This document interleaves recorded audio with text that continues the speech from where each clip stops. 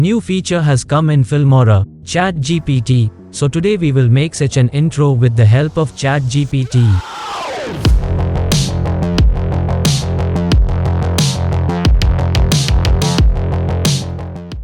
So let's open Filmora. Here this new feature of AI copywriting has been added. Here I have to write my question. I write, how to make channel intro in Filmora 12 without using footage, step by step. And then you have to click on submit, then you have to wait a bit. And see, the answer has come.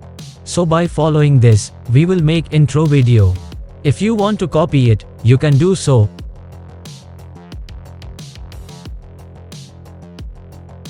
And by turning on this pin, you can make this window above any application. So now I follow all these steps to make intro. And yes, you have to do a little experiment to see what is good.